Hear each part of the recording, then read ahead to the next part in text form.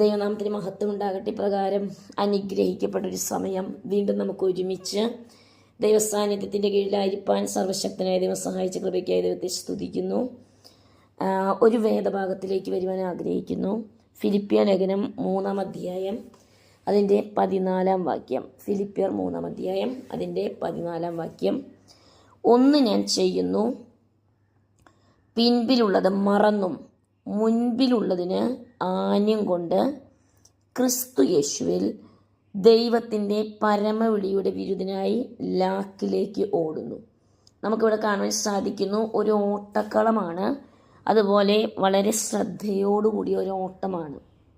ക്രിസ്തു യേശുവിനെ സ്വന്തം രക്ഷിതാങ്കർത്തമായി സ്വീകരിച്ച എല്ലാവർക്കും, ഈ പാകിസ്ഥാൻ ബോർഡറിൽ ആയിരിക്കുന്ന ഞാൻ ഉൾപ്പെടെ ലോകത്തിൻ്റെ ഇതര ഭാഗങ്ങളിൽ ദൈവവചനം കേൾക്കുകയും അതുപോലെ ഇതര ഭാഗങ്ങളിൽ ക്രിസ്തുയേശുവിനെ സ്വന്തം രക്ഷിതാങ്കർത്തമായി സ്വീകരിച്ച എല്ലാവർക്കും നമുക്ക് ഒരു ഇടുങ്ങിയ വഴിയിലൂടെയുള്ള ഓട്ടത്തെക്കുറിച്ചാണ് ഇവിടെ പറയുന്നത്. പലപ്പോഴും ക്രിസ്തുയേശുവിനെ സ്വന്തം രക്ഷിതാങ്കർത്തമായി സ്വീകരിക്കുന്ന സമയത്ത് ഇങ്ങനെയൊരു ഓട്ടം നമ്മുടെ ആത്മീക ജീവിതത്തിൽ ഉണ്ടോ ഇല്ലയോ എന്ന് തിരിച്ചറിയാതെയാണ് പലരും ക്രിസ്തീയ ജീവിതത്തിലേക്ക് ഇറങ്ങുന്നത്. തുടക്കത്തിൽ ഇടുങ്ങിയ വാതിലിൻ്റെ തുടക്കത്തിലെ ഓട്ടത്തിൻ്റെ തുടക്കം ഒരുപക്ഷെ വളരെ സരളമായി വളരെ ബുദ്ധിമുട്ടില്ലാത്ത ഒരോട്ടം പലർക്കും ഉള്ളപ്പോൾ പലരും വളരെ ബുദ്ധിമുട്ടോടെ പ്രതികൂലത്തിൻ്റെ തീച്ചുളയിൽ അല്ലെങ്കിൽ വളരെ പ്രതികൂലത്തിൻ്റെ പെരുവെള്ളത്തിൻ്റെ അകത്ത് അങ്ങനെ വളരെ ബുദ്ധിമുട്ടിൻ്റെ അവസ്ഥയിലാണ് അവർ കർത്താവിലേക്ക് കടന്നു വരുന്നത്. പ്രത്യേകിച്ച് ഇവിടങ്ങളിൽ നമ്മൾ പ്രവർത്തിക്കുമ്പോൾ അനേകർ വളരെ പ്രതികൂലത്തിൻ്റെ മധ്യത്തിൽ കർത്താവിലേക്ക് കടന്നു വരുന്ന അവസ്ഥകൾ, അവർ കടന്നു പോകുന്ന പാതകൾ തുടക്കം മുതലേ വളരെ പ്രതികൂലത്തിൻ്റെ സാഹചര്യങ്ങളാണ്. പലയിടത്തും പലർക്കും പല അനുഭവത്തിലൂടെയാണ്. ഒരുപക്ഷെ ഈ ഓട്ടക്കളത്തിൽ തുടക്കത്തിൽ കഷ്ടതയുടെ തീച്ചുളയുടെ ആധിക്യത്തിൽ തുടങ്ങിയവർ പലരും അതിൻ്റെ ചില ഘട്ടമായി പല അവസ്ഥകളിലൂടെ അതിൻ്റെ ഭാരം കുറഞ്ഞു വരുന്നതോ അല്ലെങ്കിൽ പല റോഡുകളിലൂടെ ജീവിതത്തിൻ്റെ പല അവസ്ഥകളുടെ റോഡുകൾ അല്ലെങ്കിൽ ജീവിതത്തിൻ്റെ പല അവസ്ഥകളിലൂടെ കടന്നു പോകുന്ന ഒരവസ്ഥ. ഒന്ന് ഞാൻ ചെയ്യുന്നു. ഇവിടെ പൗലോസ് പറയുകയാണ്, ഒന്ന് ഞാൻ ചെയ്യുന്നു. നമ്മുടെ ജീവിതത്തിൽ ഈ ഓട്ടക്കളത്തിൽ നാം ചെയ്യേണ്ടുന്ന ഒരു കാര്യമാണ് പിൻപിലുള്ളത് മറന്ന്. പലപ്പോഴും പിൻപിലുള്ളത് എന്താണ് അതിനനുസരിച്ചാണ് പലപ്പോഴും ജനം ദൈവവചനത്തെ ഉള്ളതുപോലെ എഴുതപ്പെട്ടതുപോലെ കൈക്കൊള്ളാതെ, കേൾക്കുന്നത് പോലെ കൈക്കൊള്ളാതെ പിൻപിലുള്ളത് വളരെ ഭാരം നിറഞ്ഞ അല്ലെങ്കിൽ പിൻപിലുള്ളത് വലിയ കാര്യങ്ങളാണെങ്കിൽ പലർക്കും അത് മറന്നു കളയുവാൻ വളരെ ബുദ്ധിമുട്ടാണ്. എന്നാൽ ദൈവവചനം പറയുന്നു, പിൻപിലുള്ളത് മറക്കുക. ലോത്തിൻ്റെ ഭാര്യ മറക്കാത്തത് കൊണ്ട് നമുക്കറിയാം, ലോത്തിൻ്റെ ഭാര്യയുടെ ജീവിതത്തിൽ തിരിഞ്ഞുള്ള ഒരു നോട്ടത്തിലേക്ക് വരുവാൻ തക്കവണ്ണം ഇടയായി തീർന്നു. തിരിഞ്ഞുള്ള ഒരു നോട്ടം, ആ നോട്ടമാണ് തൻ്റെ ജീവിതത്തിൻ്റെ എല്ലാ ലക്ഷ്യബോധങ്ങളെയും അല്ലെങ്കിൽ ഒരു തുടക്കമിട്ട ജീവിതത്തിൻ്റെ സകലത്തെയും നഷ്ടത്തിലേക്ക് നയിച്ചത്. അങ്ങനെയെങ്കിൽ പിൻപിലുള്ളത് മറന്നു വേണം നാം ഓടുവാൻ. എങ്ങനെ ഓടണം എന്നുള്ളത് ദൈവത്തിൻ്റെ വചനം പറയുന്നു. നാം എങ്ങനെ തുടങ്ങി എന്നുള്ളതല്ല, മറിച്ച് നാം തുടങ്ങുമ്പോൾ തന്നെ പുറകിലുള്ളത് മറന്നുകൊണ്ടും അതുപോലെ മുൻപിലുള്ളതിന് ആനും കൊണ്ട്, മുൻപിലുള്ളത് എന്തെന്നുള്ള ഉറപ്പോടെ നമ്മുടെ വിശ്വാസ ജീവിതത്തിൽ എന്താണ് നമ്മുടെ മുൻപിൽ ദൈവം വെച്ചിരിക്കുന്നത്, ആ സ്വർഗത്തിലേക്ക്, ആ സ്വർഗീയ ലക്ഷ്യം വെച്ചുകൊണ്ട് അല്ലെങ്കിൽ ആ സ്വർഗത്തിൽ ദൈവം നമുക്ക് വെച്ചിരിക്കുന്നതായ ആ വലിയ രക്ഷയെ ഓർക്കുമ്പോൾ, കാരണം നാം ഈ നാശം നിറഞ്ഞ ലോകത്തിലാണ് ഓടുന്നത്.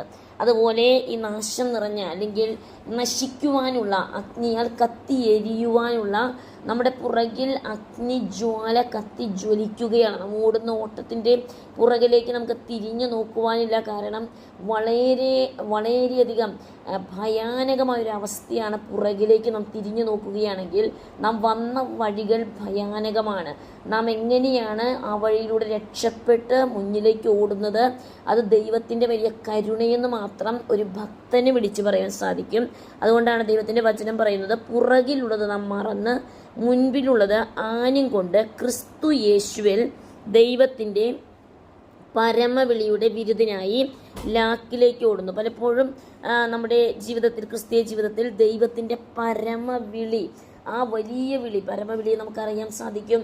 ഈ ലോകത്തൊരു വ്യക്തി വിളിക്കുന്നത് പോലെയോ, ഈ ലോകത്തിൽ ലഭിക്കുന്ന ഒരു ജോലി പോലെയോ, അല്ലെങ്കിൽ ഈ ലോകത്തിൽ ലഭിക്കുന്നതായ എന്തെങ്കിലും കാര്യം പോലെയല്ല ദൈവത്തിൻ്റെ വിളി എന്ന് പറയുന്നത്. അത് വളരെയധികം ശക്തമായ ഒരു വിളിയാണ്, വളരെയധികം വിലപ്പെട്ട ഒരു വിളിയാണ്. കാരണം ഒരു ദേശം വിട്ട് ഒരു രാജ്യം വിട്ട് മറ്റൊരു രാജ്യത്തിലേക്ക് ഒരു വ്യക്തിക്ക് കടന്നു പോകണമെങ്കിൽ ആ വ്യക്തിക്ക് കടന്നു പോകുവാനുള്ള പ്രോസസ്സ്, അല്ലെങ്കിൽ ആ ഡോക്യുമെൻറ്റേഷൻ, എത്രയോ ഡോക്യുമെൻറ്റുകൾ ക്ലിയർ ചെയ്ത്, അതുപോലെ എത്രയോ പ്രോസസ്സിലൂടെ, പ്രക്രിയയിലൂടെ കടന്നുപോയി എല്ലാ ക്ലിയറൻസും ലഭിച്ച ശേഷം മാത്രമേ ഈ ലോകത്തിൻ്റെ ഒരു രാജ്യം വിട്ട് മറ്റൊരു രാജ്യത്തിലേക്ക് കടന്നു പോകുവാൻ സാധിക്കുകയുള്ളൂ. വളരെയധികം ചെക്കപ്പുകൾ, അല്ലെങ്കിൽ പല കാര്യങ്ങളിലും നമ്മൾ ഉറപ്പ് വരുത്തുവാനുണ്ട്. നാം ചെയ്യുന്നതെല്ലാം ക്ലിയർ ആണോ എന്ന് നമുക്ക് ഉറപ്പ് വരുത്തുവാനുണ്ട്. ആ ഉറപ്പിന്മേലാണ് നമുക്ക് എല്ലാം ഉറപ്പായ ശേഷം മാത്രമേ മറ്റൊരു രാജ്യത്തേക്ക് നമുക്ക് കടന്നു പോകാൻ സാധിക്കുകയുള്ളൂ. എങ്കിൽ ഈ ലോകം വിട്ട് മറ്റൊരു വളരെ നമുക്കൊരിക്കലും നമ്മുടെ കണ്ണുകൊണ്ട് കാണുവാൻ സാധിക്കാത്ത, അല്ലെങ്കിൽ ഒരു വ്യക്തിക്കും ഒരിക്കലും എന്താ പറയുക, യഥാർത്ഥമായിട്ടും ഒരു മനുഷ്യനും അവിടെ കടന്നു പോകുവാൻ ഇട വന്നിട്ടില്ല. നമുക്കറിയാം എത്ര ദൈവം നമുക്ക് ഒരുക്കി വെച്ചിരിക്കുന്നത് എത്ര ശ്രേഷ്ഠകരമാണ്. അവിടെ നിന്നാണ് നമുക്ക് വിളി വന്നിരിക്കുന്നത്. ആ വിളിയിൽ ദൈവത്തിൻ്റെ പരിശുദ്ധാത്മാവ് ഒരു വ്യക്തിയുടെ പാസ്പോർട്ട് ഉള്ള ഒരു വ്യക്തി, ആ പാസ്പോർട്ടിൽ എന്തെല്ലാം കാര്യമാണ് ക്ലിയറൻസ്, ആ പാസ്പോർട്ടുമായി മറ്റൊരു രാജ്യത്തേക്ക് കടന്നു പോകുമ്പോൾ ആ വ്യക്തിക്ക് വേണ്ടുന്നതായ എത്ര ക്ലിയറൻസാണ് വേണ്ടത്, അതിൽ എത്ര ശ്രേഷ്ഠകരമായിട്ടാണ് ഒരു ക്രിസ്ത്യാനിയായി ജീവിക്കുന്ന ഒരു വ്യക്തി ക്രിസ്തീയ ജീവിതത്തിൽ നമുക്ക് സ്വർഗത്തിലേക്ക് കടന്നു പോകണമെങ്കിൽ എത്ര ശ്രദ്ധയോടെ ആയിരിക്കണം. അതുകൊണ്ടാണല്ലോ പൗലോസിൻ്റെ ജീവിതത്തിൽ പലതും ഉണ്ടായിരുന്നു. അവനല്ലെങ്കിൽ എന്താ പറയുക, പുറകിലേക്ക് നോക്കിയാൽ ഓർത്തുകൊണ്ട് ഇരിക്കുവാൻ പലതുമുണ്ടെങ്കിലും ആ പരമവിളി ഓർക്കുമ്പോൾ, അല്ലെങ്കിൽ എവിടേക്കാണ് താൻ ഓടുന്നത്, എന്ത് ലക്ഷ്യമാക്കിയാണ് ഓടുന്നത് എന്നുള്ള ഉറപ്പ് തൻ്റെ ജീവിതത്തിൽ ഉള്ളത് കൊണ്ട് അവൻ എന്താണ് ചെയ്യുന്നത്, പിൻപിലുള്ളത് മറന്ന്. നമുക്കറിയാം ആ ഫിലിപ്പിയർക്ക് ലേഖനം എഴുതുമ്പോൾ ഈ ലേഖനം എവിടെ ഇരുന്നാണ് പൗലോസ് എഴുതുന്നത്, റോമ കാരാഗൃഹത്തിൽ ബന്ധിതനായി കിടക്കുന്ന അവസ്ഥയിൽ എഴുതുകയാണ്. പിൻപിലുള്ളത് മറക്കുവാൻ തക്കവണ്ണം ഫിലിപ്പിയ സഭയ്ക്ക് എഴുതുമ്പോൾ മുൻപിലുള്ളതിന് ആഞ്ഞും കൊണ്ട് ക്രിസ്തുയേശുവിൽ ദൈവത്തിൻ്റെ പരമവിളിയുടെ വിരുദിനായി നോക്കൂ ലാക്കിലേക്ക് ഓടുന്നു.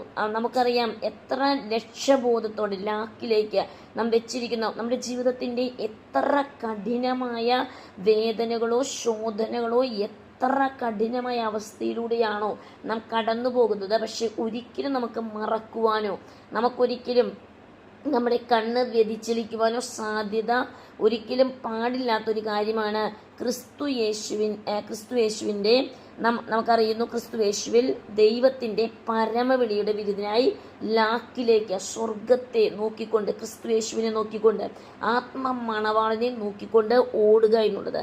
നോക്കൂ, നമ്മിൽ തികഞ്ഞവർ ഒക്കെയും ഇങ്ങനെ തന്നെ ചിന്തിച്ച് കൊള്ളുക. വല്ലതിലും നിങ്ങൾ വേറെ വിധം ചിന്തിച്ചാൽ ദൈവം അതും നിങ്ങൾക്ക് വെളിപ്പെടുത്തി തരും. എന്നാൽ നാം പ്രാപിച്ചിരിക്കുന്ന പരിജ്ഞാനം തന്നെ അനുസരിച്ച് നടക്കുക. സഹോദരന്മാരെ, നിങ്ങൾ എല്ലാവരും എന്നെ അനുകരിപ്പിൻ. ഞങ്ങൾ നിങ്ങൾക്ക് കാണിച്ച മാതൃക പ്രകാരം നടക്കുന്നവരെയും കുറിക്കൊള്ളുവിൻ. നോക്കിവിടെ പൗലോസ് പല ഭക്തരെ കുറിച്ചാണ് ഇവിടെ പറയുന്നത്. അനേക ഭക്തർ കടന്നുപോയ പാതകൾ, അങ്ങനെ ആ ഭക്തരെ കുറിച്ചാണ് പറയുന്നത്. എത്ര ശ്രദ്ധയോടെയാണ് ഈ ലോകത്തിൽ അവർ ജീവിച്ചത്. വെറുതെ ജീവിക്കുകയല്ല. ഞാൻ അതിന് ഉദാഹരണമാണല്ലോ, ഒരു രാജ്യം വിട്ട് മറ്റൊരു രാജ്യത്തേക്ക് പോകുമ്പോൾ വെറുതെ എന്താ പറയുക, ഒരു ബസ് ഈ രാജ്യത്തായിരിക്കുമ്പോൾ വെറുതെ ഒരു ബസ് കയറി പോകുന്നത് പോലെയല്ല, അല്ലെങ്കിൽ നമ്മളൊരു ഓട്ടോറിക്ഷ കയറി പോകുന്നത് പോലെയല്ല, കുറച്ച് പൈസയുമായി നമ്മുടെ ലക്ഷ്യസ്ഥാനത്ത് എത്തുവാൻ നമുക്ക് കയറി പോകുന്നത് പോലെയല്ല. ഒരു രാജ്യം വിട്ട് മറ്റൊരു രാജ്യത്തേക്ക് പോകുമ്പോൾ നമ്മുടെ ജീവിതത്തിൽ എത്ര ശ്രദ്ധാലുക്കളായി അതിന് നൽകപ്പെട്ടിരിക്കുന്ന സമയമുണ്ട്.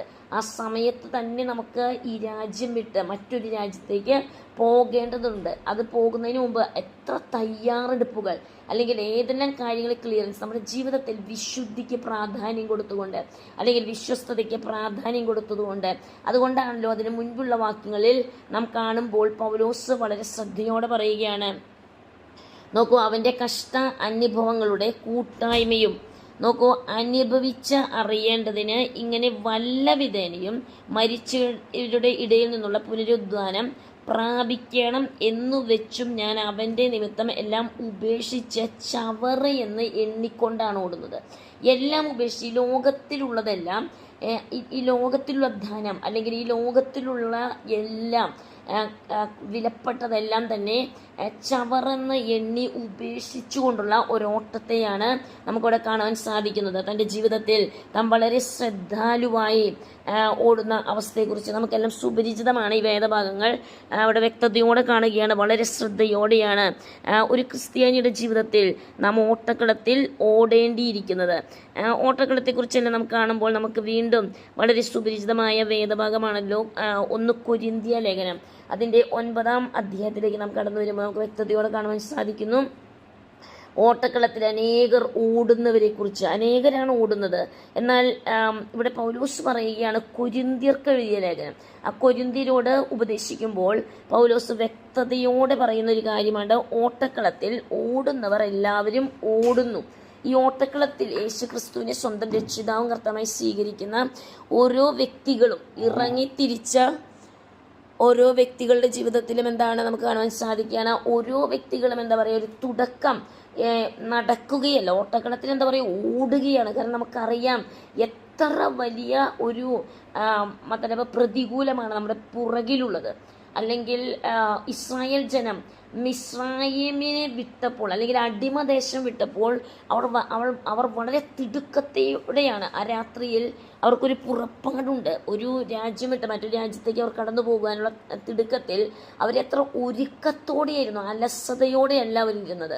ക്രിസ്തീയ ജീവിതം ഒരു അലസതയുടെ ജീവിതമല്ല, മറിച്ച് വളരെ തിടുക്കത്തോടെ, വളരെ തയ്യാറെടുപ്പോടെ ഇവിടെ നമുക്ക് കാണാൻ സാധിക്കുന്നു.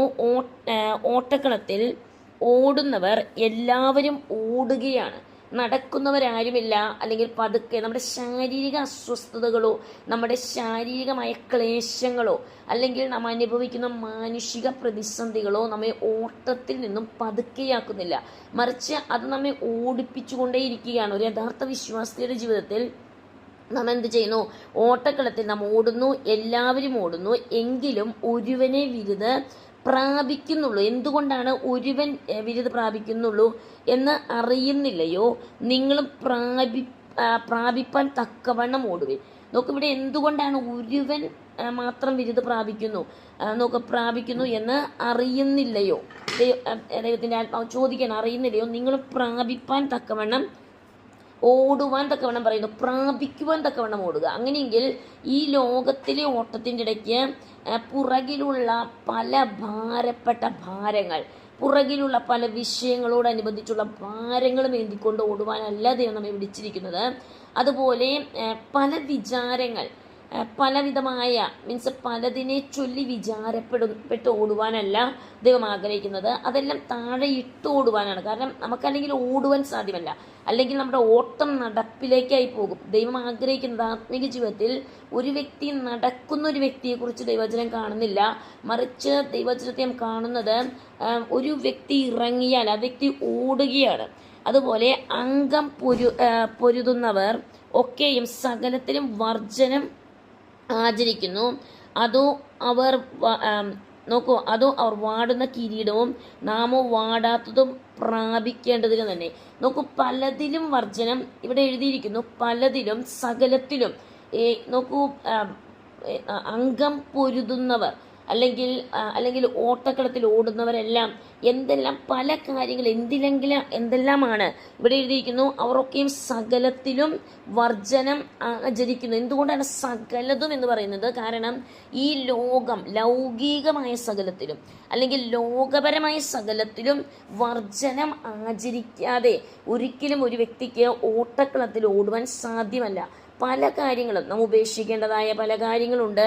അത് ഉപേക്ഷിച്ചാൽ മാത്രമേ നമുക്ക് ഓടുവാനായിട്ട് സാധിക്കുകയുള്ളൂ. ഇവിടെ കാണുന്നു, അവർ വാടുന്ന കിരീടവും നാമോ വാടാത്തതും പ്രാപിക്കേണ്ടത് തന്നെ. ആകയാൽ ഞാൻ നിശ്ചയമില്ലാത്തവൻ വണ്ണമല്ല ഓടുന്നത്. നോക്കൂ, നമ്മുടെ ഓട്ടക്കളത്തിൻ്റെ പ്രത്യേകതകൾ വളരെ നിശ്ചയത്തോടെ എൻ്റെ ഓരോ സ്റ്റെപ്പും എന്നെ കൊണ്ടുപോകുന്നത് സ്വർഗത്തിലേക്ക് ആണെന്നുള്ള നിശ്ചയ ബോധ്യത്തോട് വേണം ഓടുവാൻ. പലപ്പോഴും നാം സ്വർഗം മറന്നാണ് ക്രിസ്തീയ ജീവിതത്തിൽ പലരും ഓരോ നിമിഷവും ജീവിക്കുന്നത്. എന്തുകൊണ്ടാണ് അങ്ങനെ ഞാൻ പറഞ്ഞതിന് കാരണം, പലപ്പോഴും നമ്മുടെ സംസാരങ്ങൾ, നമ്മുടെ ഇടപാടുകൾ, അല്ലെങ്കിൽ നമ്മുടെ കൊടുക്കൽ വാങ്ങലുകൾ, നമ്മുടെ പല വിഷയങ്ങളോടനുബന്ധിച്ച് ലോകത്തിലേക്ക് നാം നാലു ചുറ്റും കണ്ണോടിക്കുകയാണെങ്കിൽ പലരും നിശ്ചയമില്ലാതെ ഓടുന്നു, അല്ലെങ്കിൽ ലക്ഷ്യസ്ഥാനം നോക്കാതെ ഓടുന്നുവെന്ന് നമുക്ക് കാണുവാൻ സാധിക്കുന്നു. പലതിനെ ചൊല്ലി വിചാരപ്പെട്ടുകൊണ്ട്, അല്ലെങ്കിൽ പല ഭാരങ്ങളും ഏറ്റുകൊണ്ടാണ് പലരും നടക്കുന്നത്. ആകയാൽ ഞാൻ നിശ്ചയം ഇല്ലാത്ത വണ്ണമല്ല ഓടുന്നത്. നോക്കൂ, ഇവിടെ കാണുന്നു, ആകാശത്തെ കുത്തുന്നത് പോലെയല്ല ഞാൻ മുഷ്ടിയുദ്ധം ചെയ്യുന്നത്. മറ്റുള്ളവരോട് പ്രസംഗിച്ചിട്ട് ഞാൻ തന്നെ കൊള്ളരുതാത്തവനായി പോകാതെ ഇരിക്കേണ്ടതിന് എൻ്റെ ശരീരത്തെ ദണ്ഡിപ്പിച്ച് അടിമയാക്കുകയത്രേ ചെയ്യുന്നത്. പൗലോസ് ഇവിടെ പറയുന്നു, നമ്മുടെ ഈ ശരീരം ഉള്ളിടത്തോളമാണ് വളരെയധികം പ്രതിസന്ധികൾ. ഓട്ടത്തിന് വളരെ പ്രതിസന്ധികൾ എന്തുകൊണ്ടാണുള്ളത്? പലപ്പോഴും ഈ ശരീരത്തെ ചൊല്ലിയാണ് പലരും ശാരീരികമായ അസ്വസ്ഥതകളോടനുബന്ധിച്ച്, അല്ലെങ്കിൽ ശരീരത്തിൻ്റെ വിഷയത്തോടനുബന്ധിച്ച്, അല്ലെങ്കിൽ ഭൗതികമായ കാര്യങ്ങളോടനുബന്ധിച്ചാണ് പലപ്പോഴും ഓട്ടക്കളത്തിൽ ഓടേണ്ടുന്ന വിധം ഓടുവാൻ സാധ്യമല്ലാതിരിക്കുന്നത്. പല കാര്യങ്ങൾ ഒരു വ്യക്തി എന്നെ വിളിച്ച് പ്രകാരം പറയുവാനിടയിൽ തീർന്നു. നാട്ടിലെ ഒരു സ്ഥലം വിൽക്കുവാനുണ്ട്. താൻ മറ്റൊരു രാജ്യത്താണ്, അതുകൊണ്ട് നാട്ടിലെ സ്ഥലം വിൽക്കണം, കാരണം വേറെ ആരുമില്ല തനിക്ക്. എന്താ പറയുക, ആ സ്ഥലം തന്നെ എപ്പോഴും ഇങ്ങനെ പ്രയാസപ്പെടുത്തിക്കൊണ്ടിരിക്കുന്ന ഒരവസ്ഥ. കാരണം അവിടെ ഒന്നും താമസിക്കാനൊക്കില്ല. വിദേശ രാജ്യത്താണ് താൻ കുടുംബമായി അവിടെ സെറ്റിലായിരിക്കുന്നത്. എന്താ പറയുക, അത് വിറ്റ് കഴിഞ്ഞപ്പോഴുള്ള സമാധാനം, അവരുടെ ജീവിതത്തിൽ ഒരു സമാധാനം നാം വിട്ടുകളയേണ്ടതിനെ വിട്ടുകളഞ്ഞോടുവാൻ. ഇതൊരു വെറും ഉദാഹരണമായി പറഞ്ഞതാണ്. വിട്ടുകളയേണ്ടതിനെ വിട്ടുകളഞ്ഞു. കാരണം ശരീരത്തിലായിരിക്കുമ്പോൾ നമ്മുടെ ശരീരം എന്താ പറയുക, ക്ഷയിച്ചു പോകുന്ന ഒരവസ്ഥയുണ്ട്. എന്നാൽ നമ്മുടെ ശരീരം ക്ഷയിച്ചാലും അകത്തെ മനുഷ്യൻ എപ്പോഴും വർദ്ധിച്ചുകൊണ്ടിരിക്കുകയാണ്. അല്ലെങ്കിൽ അകത്തെ മനുഷ്യൻ നല്ല യൗവനത്തോടെ, അല്ലെങ്കിൽ വളരെയധികം എന്താ പറയുക, ശക്തിയോടെയാണ് ഇരിക്കുന്നത്. ഇവിടെ 1 പത്രോസ് 5:10 നമുക്ക് കാണാൻ സാധിക്കുന്നു. എന്നാൽ അല്പകാലത്തേക്ക് കഷ്ടം സഹിക്കുന്ന നിങ്ങളെ ക്രിസ്തു യേശുവിൽ തൻ്റെ നിത്യ തേജസ്സിനായി വിളിച്ചിരിക്കുന്ന സർവകൃപാലുവായ ദൈവം തന്നെ യഥാസ്ഥാനപ്പെടുത്തി ഉറപ്പിച്ച് ശക്തീകരിക്കും. 3 കാര്യമാണ് ഇവിടെ പറയുന്നത്. ഓട്ടക്കളത്തിൽ ഓടുമ്പോൾ നമുക്കറിയാം, ഈ ലോകത്ത് നമുക്ക് വല്ലാതെ കഷ്ടങ്ങളുണ്ട്. പക്ഷെ ഈ കഷ്ടം അല്പകാലത്തേക്കേ ഉള്ളൂ. ഞാനിവിടെ വചനം പറയുമ്പോൾ ഒരുപക്ഷെ ചിലർക്കെല്ലാം അറിയാം, ഞാൻ 90% കാഴ്ച ശക്തിയില്ല. എന്നാൽ ഇത് അല്പകാലത്തേക്ക് കഷ്ടമുള്ളൂ. അതുപോലെ ദൈവശബ്ദത്തിന് വേണ്ടി പല ദിവസങ്ങളായി ദൈവസന്നിധിയിൽ വേറിട്ടിരിക്കുന്ന ഒരവസ്ഥയാണ്. എന്താ പറയുക, അപ്പോൾ ഇന്നലെ രാത്രിയാണെങ്കിൽ ഞാൻ ചിന്തിക്കുകയായിരുന്നു, പല സമയമായി മുട്ടിന്മേലിരിക്കുന്നു, ദൈവവചനത്തിന് മുൻപിലിരിക്കുന്നു, പ്രാർത്ഥിക്കുന്നു. എന്നാൽ പരിശുദ്ധാത്മാവ് കണ്ടിന്യൂസ് ആയിരിക്കുവാൻ, വെളുപ്പിന് 3 മണി വരെ ദൈവസന്നിധിയിൽ പ്രാർത്ഥനയോടെ ഇരിക്കുവാൻ തങ്ങളെ സഹായിച്ചു.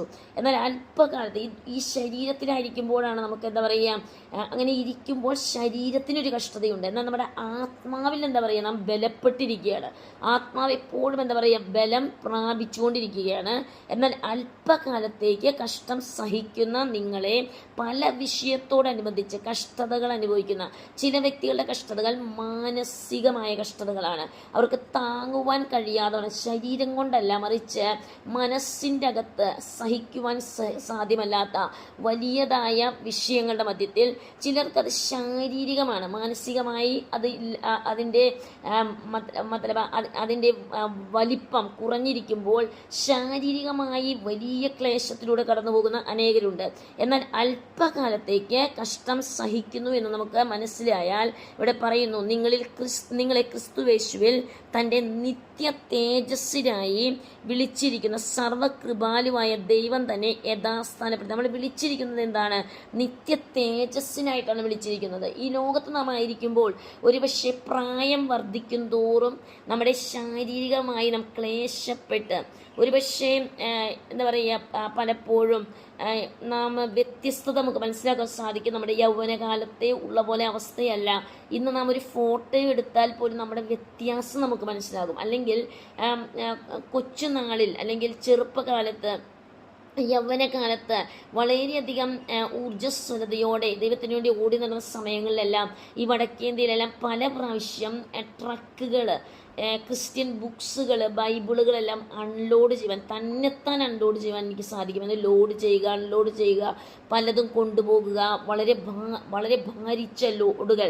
എന്നാൽ ഇന്നത് ചിന്തിക്കുന്നത് പോലും പ്രയാസമായി തോന്നുന്ന പല കാര്യങ്ങളുണ്ട്. അതെന്തുകൊണ്ടാണ്? നമ്മുടെ ശരീരം എന്താ പറയുക, ശരീരത്തിൻ്റെ നിർബലത, അല്ലെങ്കിൽ ശരീരം ബലഹീനമായിരിക്കുന്നു, എന്നാൽ നമ്മുടെ ആത്മാവ് ഒരുക്കമുള്ളതാണ്. ഇവിടെ പറയുന്നു, അല്പകാലത്തേക്ക് കഷ്ടം സഹിക്കുന്ന നിങ്ങളെ ക്രിസ്തുവേശുവിൽ തൻ്റെ നിത്യ തേജസ്സിനായിട്ടാണ് ദൈവം വിളിച്ചിരിക്കുന്നത്. ആ ദൈവം സർവകൃപാലുവാണ്.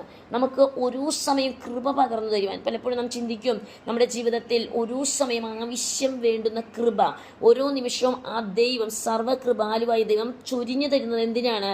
ഒന്ന്, നമ്മെ യഥാസ്ഥാനപ്പെടുത്തുവാൻ. നമ്മുടെ ഈ ലോക ജീവിതത്തിൽ നമ്മെ യഥാസ്ഥാനപ്പെട്ട് ഉറപ്പ് നമ്മുടെ അകത്താണ്. നമ്മുടെ അകത്ത് വലിയ ഉറപ്പിലേക്ക്, ധൈര്യത്തിലേക്ക്, അതുപോലെ നമ്മെ ശക്തീകരിക്കാൻ 3 കാര്യമാണ് ദൈവം നമ്മെ യഥാസ്ഥാനപ്പെടുത്തി ഉറപ്പിച്ച് ശക്തീകരിക്കും. ബലമെന്നേക്കും അവനുള്ളത്.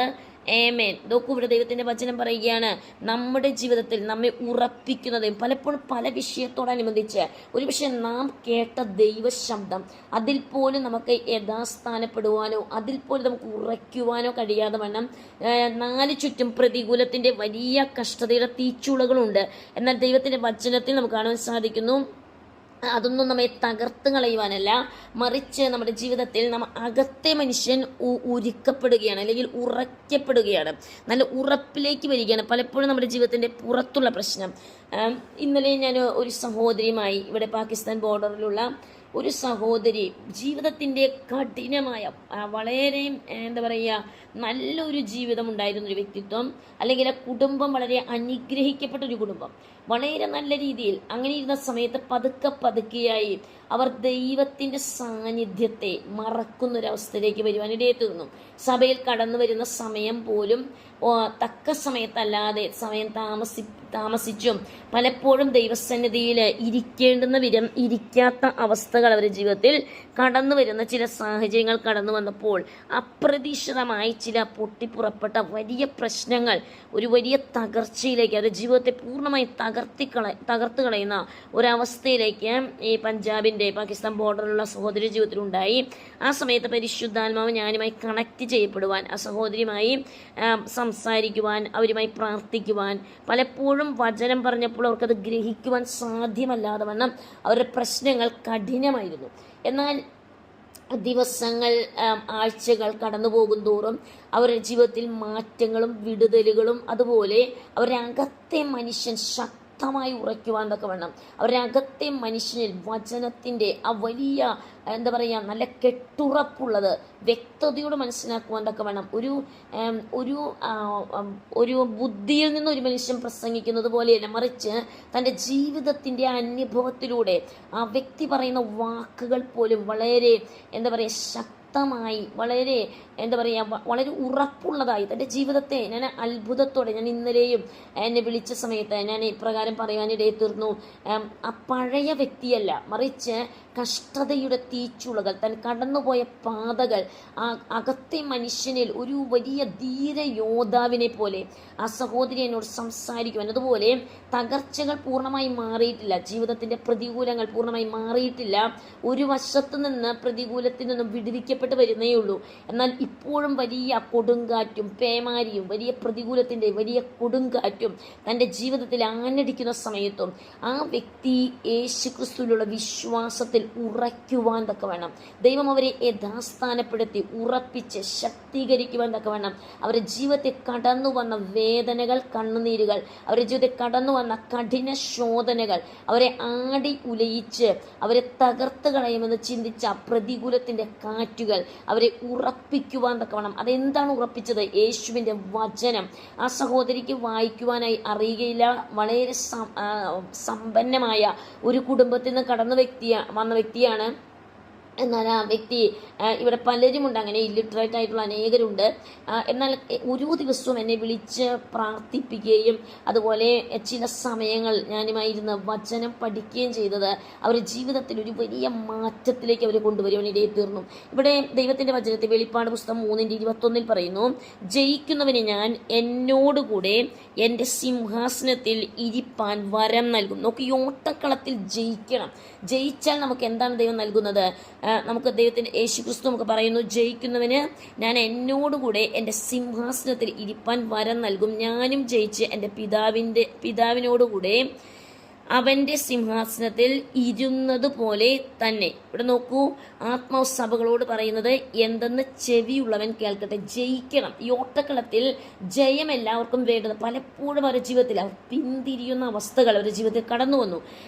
എന്നാൽ ദൈവത്തിൻ്റെ ശബ്ദം അവർ കേൾക്കുവാൻ പലപ്പോഴും പരിശുദ്ധാത്മ വ്യക്തതയോടെ അവരുടെ ജീവിതത്തെ പിടിച്ചു കുലുക്കുന്ന ചില അവസ്ഥകൾ, ദൈവത്തിൻ്റെ ആത്മാവ് അവരെ ഒരുക്കുന്ന, അവർ മുഖാന്തരം ആ ഭവനത്തിലെ കുഞ്ഞുങ്ങൾ, ആ ഭവനത്തിലുള്ള സകലരും ഒന്ന് ഒരുക്കപ്പെടത്തക്ക രീതിയിൽ ദൈവത്തിൻ്റെ പരിശുദ്ധാത്മാവ് അവരെ യഥാർത്ഥമായും എന്താ പറയുക, ഒരു രൂപാന്തരത്തിലേക്ക് അല്ലെങ്കിൽ ഒരു അവസ്ഥയിലേക്ക് കൊണ്ടുവരുവാൻ തക്കവണ്ണം ഇടയെത്തും. നമ്മുടെ ജീവിതത്തിൽ നാം കടന്നു പോകുന്ന പാതകൾ ഒരിക്കലും നമ്മെ തകർക്കുവാനല്ല, മറിച്ച് നാം കടന്നു പോകുന്ന പാതയിലൂടെ നാം കടന്നു പോകുമ്പോൾ അത് നമ്മെ ഒന്നും കൂടി ഒരുക്കുവാൻ തക്കവണ്ണം, അത് നമ്മെ ഒന്നും കൂടി കർത്താവിൻ്റെ ആ വലിയ പദ്ധതിയിലേക്ക് അല്ലെങ്കിൽ വലിയ ദൈവിക നിയോഗത്തിലേക്ക്, ദൈവത്തിൻ്റെ പദ്ധതി നമ്മെക്കുറിച്ച് എന്താണ് അല്ലെങ്കിൽ ദൈവം നമുക്ക് വെച്ചിരിക്കുന്നതായ ആ വലിയ ദൈവിക പന്താവിലേക്ക് നമുക്ക് കടന്നു പോകുവാൻ തക്കവണ്ണം ഇടയായി തരും. ദൈവത്തിന് ചില പദ്ധതികളുണ്ട്. ഓരോ വ്യക്തികളെക്കുറിച്ചും ദൈവത്തിന് വ്യക്തമായ പദ്ധതികളുണ്ട്.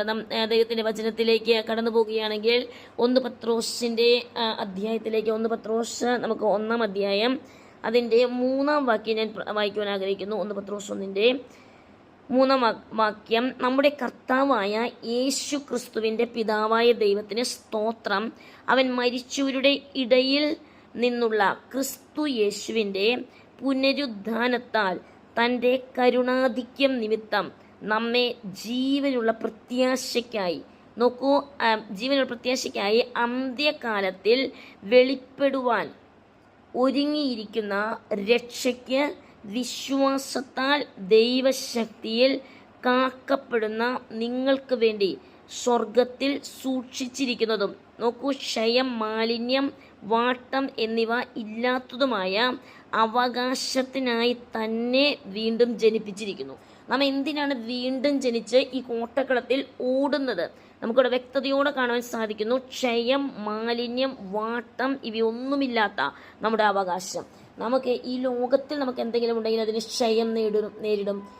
അതുപോലെ എന്താ പറയുക, എന്തെല്ലാം പ്രതികൂലം നമുക്ക് വേണ്ടി ദൈവം കാത്ത് സൂക്ഷിച്ചിരിക്കുന്ന ആ രക്ഷയെന്ന് പറയുന്നത് വിശ്വാസത്താൽ, പ്രതികൂലത്തിൻ്റെ തീച്ചുളിയുടെ മധ്യത്തിൽ വിശ്വാസത്താൽ നാം ഒരുക്കപ്പെട്ടിരിക്കുമ്പോൾ ദൈവത്തിന് ചില കാര്യങ്ങൾ, ചില അത്ഭുതങ്ങൾ നമ്മിലൂടെ ചെയ്യുവാൻ തക്കവണ്ണം ഇടയെത്തീരും. ചില അത്ഭുത പ്രവൃത്തികൾ തന്നെ ദൈവത്തിൻ്റെ കരം നമുക്കറിയാൻ സാധിക്കുന്നു.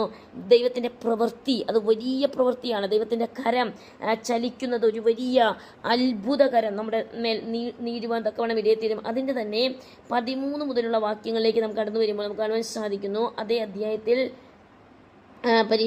പത്രോസ് എഴുതിയിരിക്കുന്നതായ ഈ ലേഖനത്തെ നമുക്ക് കാണുവാൻ സാധിക്കുന്നു. അതിൽ 13 മുതലുള്ള വാക്യങ്ങൾ ഇവിടെ കാണുവാൻ സാധിക്കുന്നു. 13 ആകയാൽ നിങ്ങളുടെ മനസ്സ് ഉറപ്പിച്ച്, നാം ഈ ഓട്ടക്കളത്തിൽ ഓടുമ്പോൾ ആകയാൽ നമ്മുടെ മനസ്സുറപ്പിച്ച് നിർമ്മതരായി യേശുക്രിസ്തുവിൻ്റെ പ്രത്യാശയെങ്കിൽ നിങ്ങൾക്ക് വരുവാനുള്ള കൃപയിൽ പൂർണ്ണ പ്രത്യാശ വെച്ചുകൊള്ളുവിൻ. നോക്ക്, ഇവിടെ പറയുകയാണ് നമ്മുടെ മനസ്സുറയ്ക്കുവാൻ. പലപ്പോഴും ഓട്ടക്കളത്തിൽ ഓടുന്നവരുടെ മനസ്സുറയ്ക്കുന്നില്ല.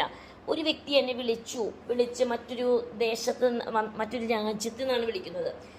കുറച്ച് വർഷമായുള്ള കാത്തിരിപ്പ്. എന്നാൽ പലപ്പോഴും ആ കാത്തിരിപ്പിൽ ഒരു കാര്യം വ്യക്തമായി, കാത്തിരിക്കുന്ന വിഷയങ്ങൾക്ക് വിടുതലുണ്ട്.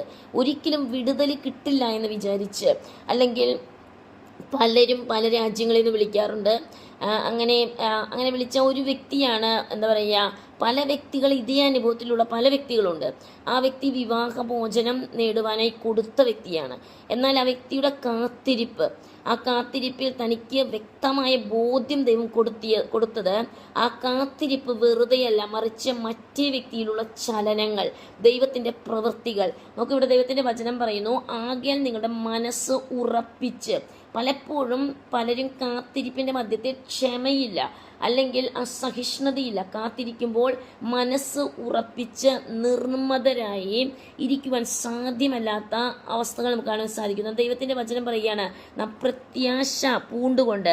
പണ്ട് നിങ്ങളുടെ നോക്കൂ, അജ്ഞാനകാലത്ത് ഉണ്ടായിരുന്ന മോഹങ്ങളെ മാതൃകയാക്കാതെ നിങ്ങളെ വിളിച്ച വിശുദ്ധനെ ഒത്തവണ്ണം അനുസരണമുള്ള മക്കളായി എല്ലാ നടപ്പിലും വിശുദ്ധരാകുവിൻ. ദൈവത്തിൻ്റെ വചനത്തെ നമുക്ക് കാണാൻ സാധിക്കുന്നു. ഈ ഓട്ടക്കളത്തിൽ നാം ഓടുമ്പോൾ, അല്ലെങ്കിൽ ദൈവം വെച്ചിരിക്കുന്ന ആ ലാക്കിലേക്ക് നാം ഓടുമ്പോൾ, എല്ലാ നടപ്പിലും വിശുദ്ധരായിരിക്കുവാൻ തക്കവണ്ണം.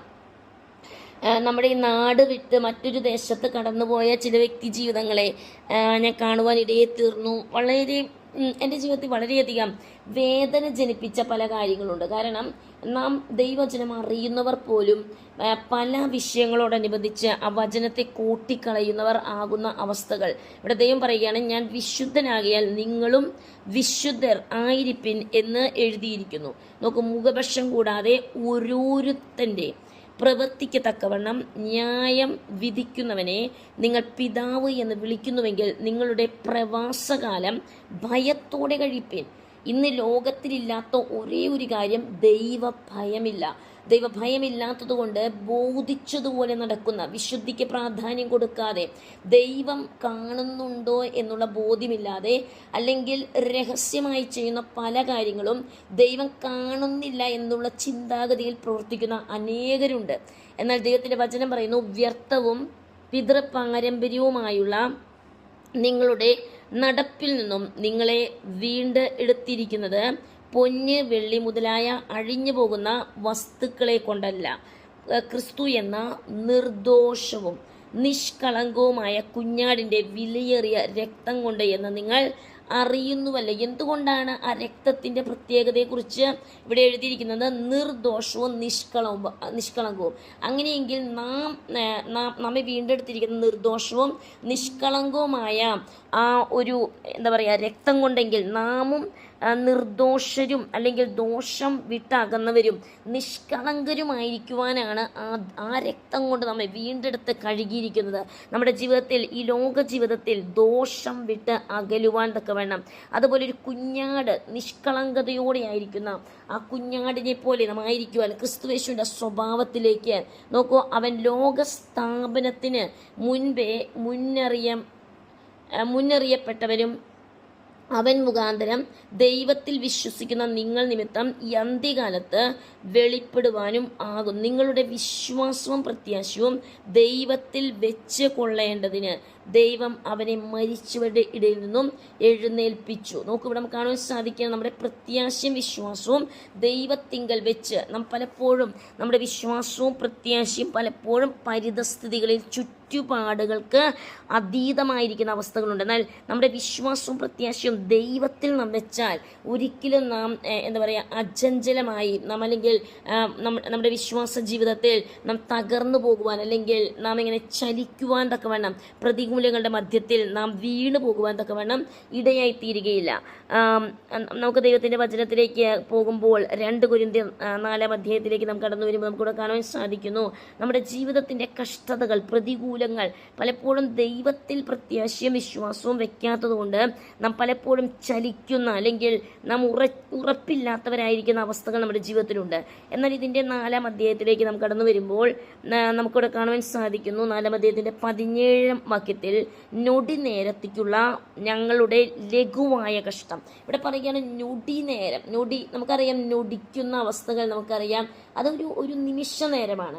ഇവിടെ പറയുകയാണ് നൊടി നേരത്തേക്കുള്ള ഞങ്ങളുടെ ലഘുവായ കഷ്ടം അത്യന്തം, ആ കഷ്ടം എന്താ പറയുക, അത്യന്തം അനവധിയായി തേജസ്സിൻ്റെ നിത്യഘനം. നോക്കൂ, ഇവിടെ കാണുക, നിത്യഘനം ഞങ്ങൾക്ക് കിട്ടുവാൻ ഹേതുവാക്കുന്നു. നമുക്കറിയാം നമ്മുടെ ജീവിതത്തിൽ നമുക്ക് കടന്നു പോകുന്നതായ കഷ്ടതകൾ, അത് വലിയൊരു കഷ്ടതയായിട്ട് നമുക്ക് കണക്കാക്കരുത്. പലപ്പോഴും നമ്മുടെ ജീവിതത്തിൽ ആ കഷ്ടത അല്പനേരമേ ഉള്ളൂ. പക്ഷെ ആ നേരം, അല്പനേരത്തെ ക്ഷമ പോലും ജനത്തിനില്ലാതെ, എന്താ പറയുക, ആ കാത്തിരിപ്പിൻ്റെ അവസ്ഥയിൽ ആ ക്ഷമയില്ലാതിരിക്കുന്ന അവസ്ഥകൾ. എന്നാൽ ദൈവത്തിൻ്റെ വചനം പറയുകയാണ് നൊടി നേരത്തേക്കുള്ള ഞങ്ങളുടെ ലഘുവായ കഷ്ടം അത്യന്തം, അതെന്താ, അനവധിയായി തേജസ്സിൻ്റെ നിത്യഘനം ഞങ്ങൾക്ക് കിട്ടുവാൻ ഹേതുവാക്കുന്നു. നോക്കൂ, കാണുന്നത് അല്ല, കാണാത്തത് അത്രേ ഞങ്ങൾ നോക്കിക്കൊണ്ട് ഇരിക്കുന്നു. ഇന്ന് പലപ്പോഴും ലോകത്തിൽ പലരും നോക്കുന്നത് കാണുന്നതിനെയാണ്. ലോകം മുഴുവനും അധംപതിച്ചിരിക്കുന്ന ഒരവസ്ഥ ഇന്ന് നമ്മുടെ ടെക്നോളജി, ഫാസ്റ്റസ്റ്റ് ടെക്നോളജി മുഖാന്തരം പലതിനെയും നോക്കിക്കൊണ്ടിരിക്കുന്നതായ ലോകം. എന്നാൽ നമുക്ക് പലപ്പോഴും ദൈവവചനത്തിന് പ്രാധാന്യം, ദൈവവചനത്തെ നോക്കുവാൻ സമയമില്ലാതെ പലതിനെയും നോക്കിക്കൊണ്ടിരിക്കുന്ന ഒരു ലോകത്തിലാണ് നാം ആയിരിക്കുന്നത്. നാം കാണുന്നതിനെയല്ല നോക്കേണ്ടത്, മറിച്ച് കാണുന്നത് താൽക്കാലികം, കാണാത്തതോ നിത്യം. ദൈവത്തിൻ്റെ വചനം പറയുകയാണ് കാണാത്തത് എന്താ, അത് നിത്യമാണ്. അതുകൊണ്ടാണ് അതിൻ്റെ 5-1 വാക്യത്തിൽ നാം കാണുന്നു, കൂടാരമായ ഞങ്ങളുടെ ഭവനം അഴിഞ്ഞുപോയാൽ.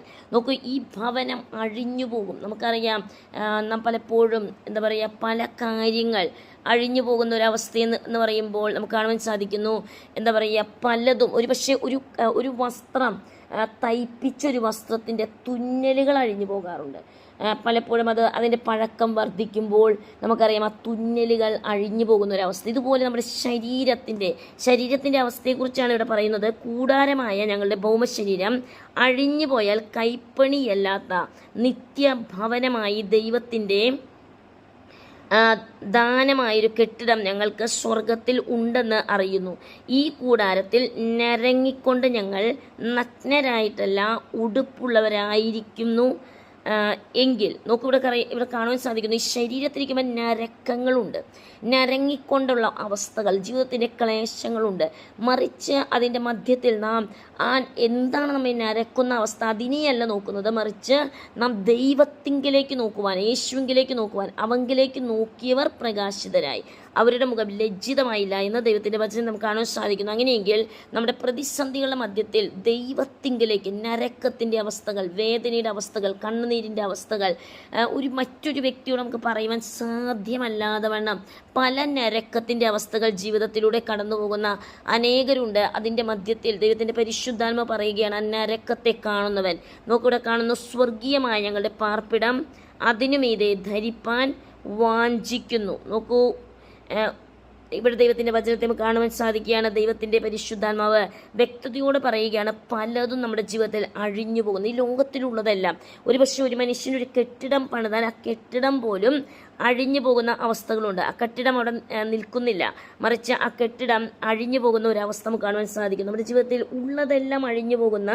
ഒരു അവസ്ഥയാണ് ക്രിസ്തീയ ജീവിതം എന്ന് പറയുന്നത്. എന്നാൽ ആ ജീവിതത്തിൻ്റെ യാത്രയിൽ നമ്മുടെ ജീവിതത്തിൽ ഒന്നൊന്നായി അഴിഞ്ഞു പോകുമ്പോൾ നാം ഒരിക്കലും പരിതപിക്കുവാനല്ല, മറിച്ച് അതിൻ്റെ മധ്യത്തിൽ നാം ദൈവത്തിന് നന്ദി കരയേറ്റുവാൻ തക്കവണ്ണം, അതിൻ്റെ മധ്യത്തിൽ നാം പ്രാപിക്കുവാനുള്ളതിനെ നോക്കിക്കൊണ്ട് സന്തോഷിക്കുവാൻ, ആനന്ദിക്കുവാൻ, ഓരോ ദിവസവും ഈ ലോകത്തെ ജീവിതം കഴിഞ്ഞു പോകുമ്പോൾ ഞാൻ പലപ്പോഴും എൻ്റെ കുഞ്ഞുങ്ങളോട് പറയുന്ന ചില കാര്യമുണ്ട്. അതിൻ്റെ ഒരു കാര്യമെന്ന് പറഞ്ഞാൽ, ഓരോ ദിവസവും വളരെ വിലപ്പെട്ടതാണ്. കുഞ്ഞുങ്ങളോട് പറയാറുണ്ട്, കാരണം എൻ്റെ ആയുസ്സിൻ്റെ ഒരു നല്ല ഭാഗം കഴിഞ്ഞുപോയി, ഇനി ആയുസ്സിൻ്റെ ഒരു ഭാഗം നിൽപ്പുണ്ട്, എന്താ പറയുക, അത് എത്രയുണ്ടെന്ന് അറിയില്ല. അതുകൊണ്ട് ഓരോ ദിവസവും ഞാൻ പ്രാർത്ഥിക്കാറുള്ള കർത്താവിനോട്, ദൈവമേ, ഇന്ന് ഏറ്റവും മെച്ചമായത് ദൈവത്തിന് വേണ്ടി ചെയ്യുവാൻ, മെച്ചമായ രീതിയിൽ, ഉത്തമമായ രീതിയിൽ യേശുക്രിസ്തുവിന് വേണ്ടി ജീവിക്കുവാൻ, ഏറ്റവും മെച്ചമായ രീതിയിൽ കർത്താവിന് വേണ്ടി ശോഭിക്കുവാൻ, പ്രയോജനപ്പെടുവാൻ, ഈ പാകിസ്ഥാൻ ബോർഡറിൻ്റെ ആയിരിക്കുന്ന സമയത്ത് ഓരോ ജീവിതങ്ങളെ ഒരുക്കുവാൻ ഞാൻ ഒരു കാര്യം എൻ്റെ ജീവിതത്തിൽ കാണുവാൻ സാധിച്ച ഒരു കാര്യം ഞാൻ പറയാൻ ആഗ്രഹിക്കുന്നു. അനവധി കഷ്ടങ്ങൾ, അനവിധമായ വേദനകൾ, അനവിധമായ പ്രതികൂലങ്ങൾ അല്ലെങ്കിൽ അനവിധമായ കൊടുങ്കാറ്റുകൾ, തീച്ചുളയുടെ അനുഭവങ്ങൾ, അത് ഒരു വ്യക്തിയെ, ഞാനാകുന്ന ഒരു വ്യക്തിയെ ഒരുക്കുവാനല്ല, മറിച്ച് അനേകരെ അതിലൂടെ ഒരുക്കുവാൻ തക്ക വേണം. ഇന്ന് അനേകർ തകർന്ന് അവർ തരിപ്പണമായി അവരുടെ ജീവിതത്തിൽ ഇനി അവർക്ക് നിലനിൽപ്പില്ല എന്ന് കാണുന്ന അവസ്ഥയിൽ അവരെ ക്രിസ്തുവിൻ്റെ വചനത്തിൽ ഒരുക്കി നിലനിർത്തുന്ന, ഉറപ്പിക്കുന്ന, യഥാസ്ഥാനപ്പെടുത്തുന്ന, ശക്തീകരിക്കുന്ന ഒരവസ്ഥയിലേക്ക് അവരെ കൊണ്ടുവരുവാൻ, അവരുടെ ജീവിതത്തിൽ അഴിച്ച് കളയേണ്ടതിനെ അഴിച്ചു കളയുവാൻ, അവരുടെ ജീവിതത്തിൽ അവർ മുറുകെ പിടിച്ച പല പാപങ്ങൾ, ഭാരങ്ങൾ, അല്ലെങ്കിൽ മുറുകെ പിടിച്ച അനാവശ്യമായ പല ചിന്തകളെ വിട്ടുകളഞ്ഞുകൊണ്ട് ക്രിസ്തുവിനെ മുറുകെ പിടിച്ചുകൊണ്ട് മുന്നേറുവാൻ തക്കവണ്ണം അവരെ ഒരുക്കുവാൻ തക്കവണ്ണമുള്ള ഒരു ശുശ്രൂഷ ഈ കഠിന വേദനയിലൂടെ പരിശുദ്ധാത്മ നൽകുവാൻ ഇടയെത്തീർന്നു. ഇവിടെ ദൈവത്തിന്റെ വചനത്തെ കാണാൻ സാധിക്കുന്നു. 2 തെസ്സലോനിയർ 2-ാം അധ്യായത്തിലേക്ക് കടന്നു വരുമ്പോൾ അതിന്റെ 13-ാം വാക്യത്തിൽ കാണാൻ സാധിക്കുന്നു, ഞങ്ങളോ കർത്താവിന് പ്രിയരായ സഹോദരന്മാരെ, ദൈവം നിങ്ങളെ ആദ്യം മുതൽ ആത്മാവിൻ്റെ വിശുദ്ധീകരണത്തിലും സത്യത്തിൻ്റെ വിശ്വാസത്തിലും രക്ഷയ്ക്ക് തിരഞ്ഞെടുത്തതുകൊണ്ട് നിങ്ങൾ നിമിത്തം ദൈവത്തെ എപ്പോഴും സ്തുതിപ്പാൻ കടപ്പെട്ടിരിക്കുന്നു. ഇവിടെ തെസ്സലോനിയർക്ക് പൗലോസ് ലേഖനം എഴുതുമ്പോൾ നമുക്കിവിടെ കാണാൻ സാധിക്കുന്നു, ഞങ്ങളോ കർത്താവിന് പ്രിയരായ സഹോദരന്മാരെ, ദൈവം നിങ്ങളെ ആദ്യം മുതൽ, നോക്കൂ, ദൈവം എൻ്റെ ആത്മാവിൻ്റെ വിശുദ്ധീകരണത്തിലും, നമ്മുടെ ജീവിതത്തിൽ നാം ഈ ഓട്ടക്കളത്തിൽ ഓടുമ്പോൾ ദൈവം നമ്മെ ആത്മാവിൻ്റെ വിശുദ്ധീകരണത്തിലാണ് വിളിച്ചിരിക്കുന്നത്. പലപ്പോഴും നമ്മുടെ ആത്മാവിൽ പോലും മുറുകെ പറ്റുന്ന പല ചിന്തകളും തെറ്റുകളും, ലോകത്തിൻ്റെതായ ചിന്തകൾ, ലോകത്തിൻ്റെതായ തെറ്റുകൾ, ലോകത്തിൻ്റെ മാലിന്യങ്ങൾ കടന്നു വരാം. എന്നാൽ ദൈവം ആഗ്രഹിക്കുന്ന ഈ ഓട്ടക്കളത്തിൽ ക്രിസ്തുയേശുവിനെ നോക്കി ഓടുമ്പോൾ നമ്മുടെ ആത്മാവിലേക്ക് തന്നെ നാം ഒന്ന് കണ്ണോടിക്കുവാൻ തക്കണം. വചനത്തിലൂടെ ആത്മാവിലേക്ക് കണ്ണോടിക്കുവാൻ, ആത്മാവിൻ്റെ വിശുദ്ധീകരണം, അതുപോലെ സത്യത്തിൻ്റെ വിശ്വാസത്തിലും, ഈ 2 കാര്യം നമ്മുടെ ജീവിതത്തിൽ, ആത്മാവിൻ്റെ വിശുദ്ധീകരണം അതുപോലെ സത്യത്തിൻ്റെ വിശ്വാസത്തിലും രക്ഷയ്ക്കായി നാം ദൈവം നമ്മെ തിരഞ്ഞെടുത്തതുകൊണ്ട്, നോക്കൂ, നാം ദൈവത്തിന് എപ്പോഴും നന്ദി കരയറ്റണം. അതുപോലെ നാം നമ്മിലൂടെ അനേകർ തിരഞ്ഞെടുക്കപ്പെടാറുണ്ട്. നമ്മുടെ കർത്താവായ യേശുക്രിസ്തുവിൻ്റെ മഹത്വം പ്രാപിപ്പാനല്ലോ അവൻ ഞങ്ങളുടെ സുവിശേഷ ഘോഷണത്താൽ നിങ്ങളെ രക്ഷയ്ക്ക് വിളിച്ചത്. നോക്കിവിടെ വ്യക്തതയോളം കാണുവാൻ സാധിക്കും. നമ്മെ ദൈവം എന്തിനാണ് വിളിച്ചത്? യേശുക്രിസ്തുവിൻ്റെ മഹത്വം പ്രാപിക്കുവാൻ തക്കവണ്ണം. അങ്ങനെയെങ്കിൽ നമ്മുടെ ജീവിതയാത്രയിൽ നാം കടന്നു പോകുന്ന അതികഠിനമായ വേദനകളുടെ മധ്യത്തിൽ നമുക്ക് ഉറപ്പിക്കുവാനുള്ളൊരു കാര്യമുണ്ട്. ക്രിസ്തുയേശുവിൻ്റെ ആ മഹത്വം, അവൻ നമുക്ക് വെച്ചിരിക്കുന്ന തേജസ്, അല്ലെങ്കിൽ അത് പ്രാപിക്കുവാൻ ദൈവം നമുക്ക് വെച്ചിരിക്കുന്നതായ അനവിധ കാര്യങ്ങൾ നമുക്കിവിടെ കാണാൻ സാധിക്കുന്നു. അത് പ്രാപിക്കുവാനാണ് ദൈവം നമ്മെ വിളിച്ച് വേർതിരിച്ചിരിക്കുന്നത്. അങ്ങനെയെങ്കിൽ ആ വിളിയും തിരഞ്ഞെടുപ്പും അധികമായി നാം ഉറപ്പാക്കിക്കൊണ്ട്, ആ വിളി ദൈവം നമുക്ക് വേണ്ടി വെച്ചിരിക്കുന്ന വിളി എത്ര വലുതാണ്, ആ വിളിയെ ഉറപ്പാക്കിക്കൊണ്ട്, ആ ധൈര്യം പ്രാപിച്ചുകൊണ്ട്, ദൈവം നമ്മെ വിളിച്ചിരിക്കുന്ന വിളിയിൽ അല്ലെങ്കിൽ അവനിൽ നാം ധൈര്യപ്പെടുവാൻ തക്കവണ്ണം, നാം ധൈര്യത്തോടെ ഓടുവാൻ തക്കണം. പലപ്പോഴും നമ്മുടെ ധൈര്യം ചോർന്നു പോകുന്ന അവസ്ഥകൾ ജീവിതത്തിലുണ്ട്. പലപ്പോഴും പലരും അധൈര്യപ്പെട്ടുകൊണ്ടാണ്. എന്നാൽ ഓട്ടക്കളത്തിൽ ഓടുന്നവർ അധൈര്യപ്പെടുവാൻ തക്കവണ്ണം ഒരിക്കലും ഇടയെത്തിയില്ല. നമ്മുടെ ജീവിതത്തിൽ അധൈര്യപ്പെട്ട് ഓടുന്നുവെങ്കിൽ നമുക്ക് നമ്മുടെ മുന്നിൽ വെച്ചിരിക്കുന്നതായ ആ കിരീടം പ്രാപിക്കുവാൻ തക്കവണ്ണം സാധ്യമല്ല, നാം എത്തപ്പെടുകയില്ല. ഞാൻ ഒരു പ്രാവശ്യം പറഞ്ഞിരിക്കുമെന്നെങ്കിലും ഞാൻ പറയാൻ ആഗ്രഹിക്കുന്നു. ഞങ്ങളുടെ സഭയിലെ ഒരു പെൺകുഞ്ഞ്, അവൾ കണ്ട ഒരു ദർശനമാണ്. അവൾ രക്ഷിക്കപ്പെട്ട് രക്ഷയുടെ അനുഭവത്തിൽ വന്നാൽ സ്നാനപ്പെട്ടിട്ടില്ല. പലപ്പോഴും അവളോട് പറഞ്ഞു കൊടുക്കാറുണ്ട് സ്നാനത്തിൻ്റെ വിഷയം. എന്നാൽ അവളുടെ യൗവന കാലത്തിലേക്ക് കടന്നു വന്നുകൊണ്ടിരിക്കുന്നു. അവൾ സ്നാനം സ്വീകരിച്ചിട്ടില്ല. പലപ്പോഴും പിന്നത്തേതിലാകട്ടെ എന്ന് പറയുന്ന അവസ്ഥയിൽ ഒരു ദിവസം ദൈവം അവളൊരു ദർശനം കാണിക്കുകയാണ്. ഞാനുമായി ആ ദർശനം ഷെയർ ചെയ്യുവാനിടയെ തീർന്നു. ഒരു രാത്രിയിൽ അവൾ എന്നെ പെട്ടെന്ന് വിളിക്കുകയാണ്, ഭയപ്പെട്ടുകൊണ്ട്. കണ്ട ദർശനം എന്തായിരുന്നു? ആ ദർശനം ഇതായിരുന്നു, സ്വർഗത്തിലേക്ക് പോയിക്കൊണ്ടിരിക്കുകയാണ്. ലോകം മുഴുവനുമുള്ള അനേക വിശുദ്ധർ പറന്നുയർന്നു പോവുകയാണ്. അവൾ കാണുകയാണ് പറന്നുയരുന്നു. അവരോടുകൂടെ അവളും പറന്നുയരുകയാണ്. എന്നാൽ ഈ ഒരു പ്രത്യേക ഘട്ടം എത്തിയപ്പോൾ നമ്മൾ കാണുമല്ലോ എഫെസ്യ ലേഖനത്തിൽ സ്വർലോകത്തിലെ ദുഷ്ടാത്മ സേന എന്ന് പറയുന്നത് പോലെ ഒരു പ്രത്യേക മണ്ഡലം ആകാശത്തിൻ്റെ ഒരു പ്രത്യേക സ്ഥിതിയിലേക്ക് അവൾ പറന്നെത്തിയപ്പോൾ താഴേക്ക് ആ ശക്തികൾ അവളെ പിടിച്ച് താഴെ ഇടുവാൻ തക്കവണ്ണം ഇടയെ തീർന്നു. അവൾ തള്ളപ്പെട്ടു പോയി, അല്ലെങ്കിൽ അവളുടെ ജീവിതത്തിൽ അവൾ നഷ്ടപ്പെട്ടു പോയൊരവസ്ഥയെ ദൈവം അവളെ കാണിക്കുവാൻ തക്കവണ്ണം ഇടയെ തീർന്നു. പലപ്പോഴും നമ്മുടെ ജീവിതത്തിൽ നാം ഓടുന്ന ഓട്ടക്കളത്തിൽ ആ പെൺകുഞ്ഞ് അവൾ വളരെയധികം കരയുവാൻ, അവളോട് പറയുവാൻ ഇടയെ തീർന്നു. രക്ഷയുടെ അനുഭവത്തിലേക്ക് നാം വരാത്തിടത്തോളം, അല്ലെങ്കിൽ നാം യഥാർത്ഥമായി വിശുദ്ധീകരിക്കപ്പെടാത്തിടത്തോളം, രക്ഷിക്കപ്പെട്ട് ക്രിസ്തുവേശുവിൻ്റെ വചനപ്രകാരം വെള്ളത്തിലിറങ്ങി സ്നാനപ്പെടാത്തിടത്തോളം, അല്ലെങ്കിൽ സ്നാനപ്പെട്ടവർ ആ വിശുദ്ധിക്ക് പ്രാധാന്യം കൊടുത്ത്, അല്ലെങ്കിൽ വിശ്വസ്തതയ്ക്ക് പ്രാധാന്യം കൊടുത്ത്, സത്യസന്ധതയ്ക്ക് പ്രാധാന്യം കൊടുത്ത്, ദൈവ ഭയത്തിന് പ്രാധാന്യം കൊടുത്ത്, ഞാനത് വ്യക്തതയോട് ഊന്നിപ്പറയുവാൻ ആഗ്രഹിക്കുന്നു. പലപ്പോഴും ഇന്ന് ലോകത്ത് ഇല്ലാതിരിക്കുന്ന ഒരു കാര്യമാണ് ദൈവഭയവും വിശ്വാസവും നഷ്ടപ്പെട്ടുകൊണ്ടിരിക്കുകയാണ്. ഇവിടെ ദൈവവചനത്തെ നമുക്ക് കാണാൻ സാധിക്കുന്നു. എന്നാൽ ദൈവം തൻ്റെ കോപം, റോമലേഖനം 9-ാം അധ്യായത്തിൻ്റെ 22 മുതലുള്ള വാക്യം വായിക്കുമ്പോൾ, എന്നാൽ ദൈവം തൻ്റെ കോപം കാണിപ്പാനും ശക്തി വെളിപ്പെടുത്തുവാനും യഹൂദന്മാരിൽ നിന്നും മാത്രമല്ല, നോക്കൂ, ജാതികളിൽ നിന്നും വിളിച്ച് തേജസ്സിനായി മുന്നൊരുക്കിയ കരുണാപാത്രങ്ങളായ നമ്മിൽ തൻ്റെ തേജസ്സിൻ്റെ ധനം വെളിപ്പെടുത്തുവാനും ഇച്ഛിച്ചിട്ട് നാശയോഗ്യമായ പാത്രങ്ങളെ വളരെ ദീർഘക്ഷമയോടെ സഹിച്ചു എങ്കിൽ എന്ത്? നോക്കൂ, എൻ്റെ ജനമല്ലാത്തവരെ എൻ്റെ ജനം എന്നും പ്രിയരല്ലാത്തവളെ പ്രിയ എന്നും ഞാൻ വിളിക്കും. നിങ്ങൾ എൻ്റെ ജനം അല്ല എന്ന് അവരോട് പറഞ്ഞ ഇടത്തിൽ അവർ ജീവനുള്ള ദൈവത്തിൻ്റെ മക്കൾ എന്ന് വിളിക്കപ്പെടും. നോക്കൂ, നമുക്കിവിടെ ദൈവത്തിൻ്റെ വചനത്തിൽ നമുക്ക് കാണുവാൻ സാധിക്കുകയാണ്, പ്രിയജനം, മക്കളല്ലാത്തവർ പ്രിയജനമായി, കോപപാത്രമല്ല കരുണാപാത്രമായി നമ്മെ ദൈവം ഒരുക്കുവാൻ തക്കവണ്ണം, നമ്മെ തന്നെ വിളിക്കുവാൻ തക്കവണ്ണം, ദൈവത്തിൻ്റെ പദ്ധതിക്ക് വേണ്ടി ദൈവം നമ്മെ ഒരുക്കുവാൻ തക്കവണ്ണം ഇടയായി തീർന്നുവെങ്കിൽ ദൈവത്തിന് നമ്മെക്കുറിച്ച് വലിയ ഉദ്ദേശങ്ങളുണ്ട്. ദൈവിക ഉദ്ദേശത്തെ ഈ ഓട്ടക്കളത്തിൽ നാം എപ്രകാരമാണ് ഓടേണ്ടുന്നത്? വളരെയധികം ഓട്ടക്കളത്തെ ശ്രദ്ധയോടെ മാർത്തയെ പോലെ വേവലാതിപ്പെട്ടുകൊണ്ട് ഓടുവാനല്ല, അല്ലെങ്കിൽ എന്താ പറയുക, മാർത്ത ചിന്തിച്ചതുപോലെ ചിന്തിക്കുവാനല്ല. പലപ്പോഴും നമ്മുടെ ചിന്തകളാണ് പിന്നത്തേത് നമ്മുടെ ജീവിതത്തിൽ നമ്മുടെ ആ ഓട്ടത്തെ നടപ്പാക്കി, അല്ലെങ്കിൽ ഓട്ടത്തെ നിർത്തിക്കളഞ്ഞ് പലരും ഓട്ടക്കളത്തിൽ നിന്ന് പിന്മാറുന്ന അവസ്ഥകൾ. എന്നാൽ യേശു ക്രിസ്തുവിനെ നോക്കുന്ന ഒരു വ്യക്തി തേജസ്സോടെ ഓടുവാൻ തക്കവണ്ണം ഈ ലോകത്ത് നമ്മുടെ ശരീരം ദുർബലപ്പെടുമ്പോഴും അകത്തെ മനുഷ്യൻ ശക്തിപ്പെട്ട്, അകത്തെ മനുഷ്യൻ ഒരുക്കപ്പെട്ട്, അകത്തെ മനുഷ്യൻ ആ തേജസ്സിനെ പ്രാപിച്ചുകൊണ്ട് ഓടുവാൻ തക്കവണ്ണം ഇടയെ തീരും. പലപ്പോഴും പ്രായം ചെന്ന് നടക്കുവാൻ കഴിയാത്ത അനേക ഭക്തരെ കാണുവാൻ ഇടയായിട്ടുണ്ട്. ഒരുപക്ഷെ നമുക്ക് തന്നെ സുപരിചിതനായിരുന്ന ബില്ലി ഗ്രഹാമിൻ്റെ പഴയ വീഡിയോസ് എല്ലാം യൂട്യൂബിലെല്ലാം കിടക്കുന്നു. ഒരു ദിവസം ഞാനത് കാണുവാൻ ഇടയായിരുന്നു. ഒരു യൂട്യൂബ് ഓപ്പൺ ചെയ്ത് ബില്ലി ഗ്രഹാമിൻ്റെ അവസാനത്തെ പ്രസംഗം ഒന്ന് കേൾക്കുവാനായിട്ട് ഞാനിങ്ങനെ യൂട്യൂബ് ഒന്ന് ഓപ്പൺ ചെയ്ത് നോക്കിയപ്പോൾ ഞാൻ കണ്ടത് വളരെയധികം വാർദ്ധക്യമേറി, തനിക്ക് ഒരു സിംഹത്തെ പോലെ ദൈവത്തിന് വേണ്ടി ഓടി പ്രവർത്തിച്ച്, ഒരു ബാലസിംഹത്തെ പോലെ തൻ ദൈവവചനം അറിയിച്ചുകൊണ്ടിരുന്ന വ്യക്തി സംസാരിക്കുവാൻ പോലും വളരെ ക്ലേശപ്പെട്ട്, തൻ്റെ ശരീരത്തിൻ്റെ ക്ഷീണം അത്ര വലുതായിരുന്നു. എന്നാൽ അകത്തെ മനുഷ്യൻ എന്താ പറയുക, അത് വളരെയധികം ആ വ്യക്തി തുടക്കത്തിൽ ക്രിസ്തുയേശുവിനെ സ്വീകരിച്ചപ്പോൾ തുടങ്ങിയ ആ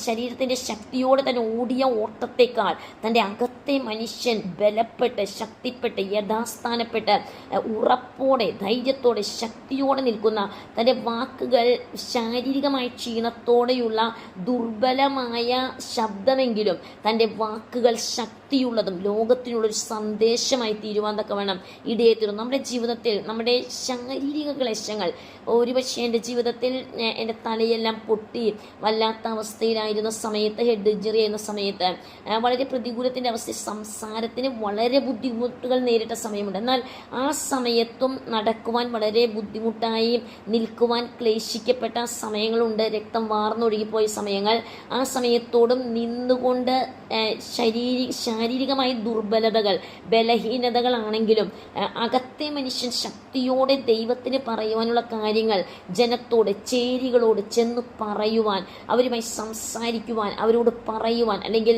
ആ ജനക്കൂട്ടത്തോട് വിളിച്ചു പറയുവാൻ തക്കവണ്ണം ദൈവം ഇടയാക്കി തീർന്നു. നമ്മുടെ ശാരീരിക ക്ലേശങ്ങൾ, അല്ലെങ്കിൽ നമ്മുടെ ശബ്ദം എങ്ങനെയാണ്, യൗവനത്തിലെ ശബ്ദമല്ലായിരിക്കാം, ഒരുപക്ഷെ ഇടർച്ചകൾ വന്നിരിക്കാം, നമ്മുടെ ശബ്ദത്തിന് ഒരു ഇടർച്ച നമ്മുടെ പ്രായാധിക്യം കൊണ്ട്.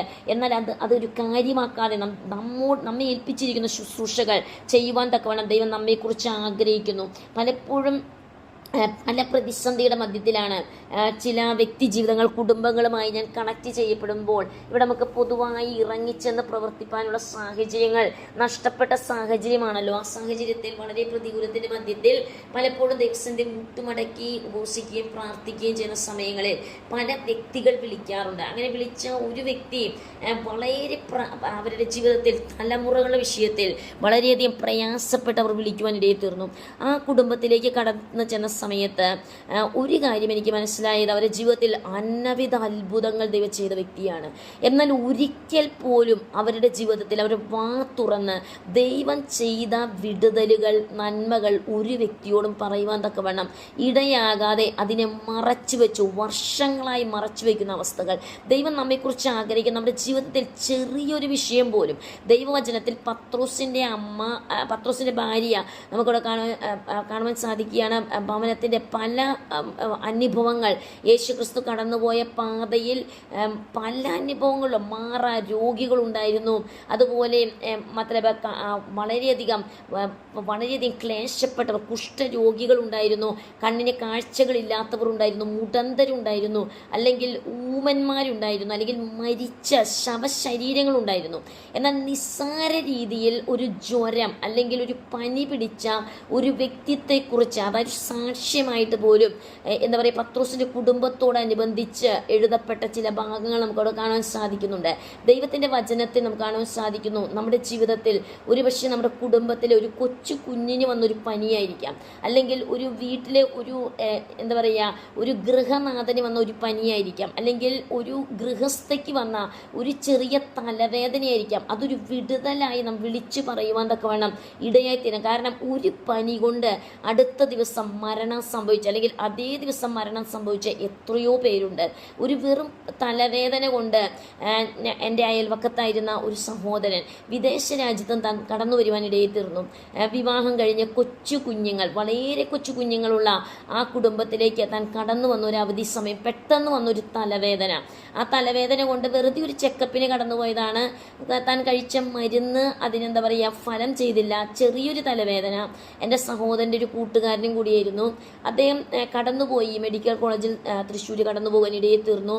അവിടെ ചെന്നപ്പോഴാണ് കണ്ടെത്തിയത് തൻ്റെ ബ്രെയിൻ മുഴുവനും ഫംഗസ് പോലെ അല്ലെങ്കിൽ പൂപ്പൽ ബാധിച്ച അവസ്ഥയിലാണ്. പെട്ടെന്ന് ഓപ്പറേറ്റ് ചെയ്യണം.